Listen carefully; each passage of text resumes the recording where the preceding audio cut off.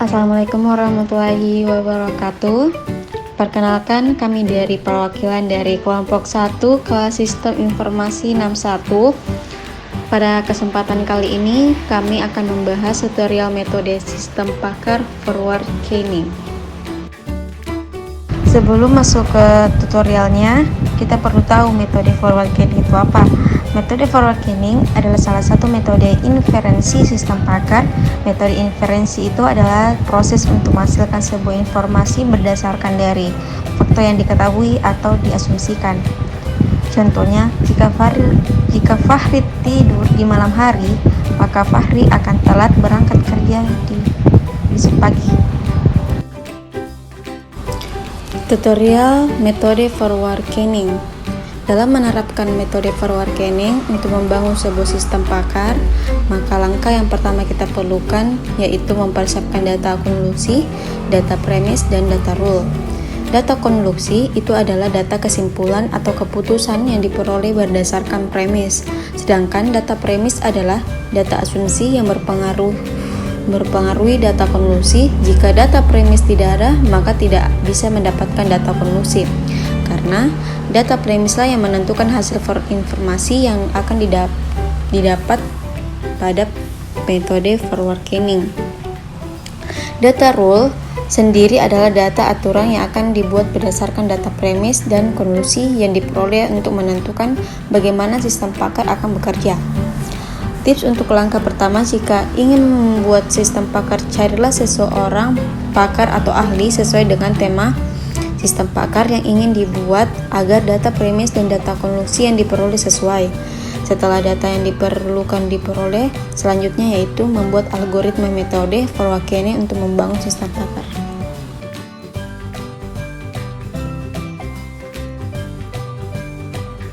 Inilah gambaran pada langkah pertama dalam tutorial penerapan metode forward chaining. Misalkan contoh kasus gejala penyakit, data premisnya sakit kepala, badan lemas, dan kedinginan. Maka data konklusi diperoleh bahwa gejala tersebut merupakan gejala penyakit anemia dan solusinya adalah mengkonsumsi suplemen zat besi. Kemudian data rule-nya diperoleh berdasarkan data premis dan konklusi. Konklusi sama dengan A1BD, kode premis sama dengan gejala 1, gejala 2, dan seterusnya. If premis gejala 1 dan premis 2 sama dengan gejala 2, premis 3, dan konklusi 1 sama dengan A1BD.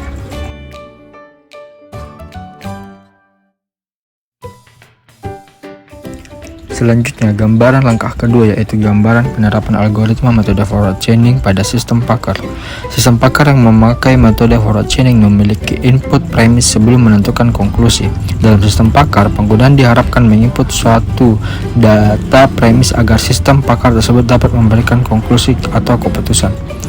Biasanya, sistem akan menanyakan pertanyaan kepada pengguna, misalnya pada sistem pakar diagnosa penyakit, masukkan kode sesuai keterangan gejala yang dialami.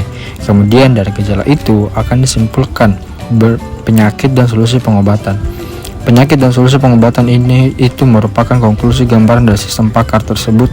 Sama dengan algoritma ini, premis sama dengan gejala, konklusi pertama merupakan penyakit, konklusi terakhir adalah solusi. N adalah aturan logika dari if yang digunakan untuk menentukan aturan sistem pakar atau biasa disebut dengan data rule. If merupakan adalah operator logika dalam pemrograman. Jadi, if adalah operator logika pada pemrograman yang bisa digunakan untuk sistem pakar.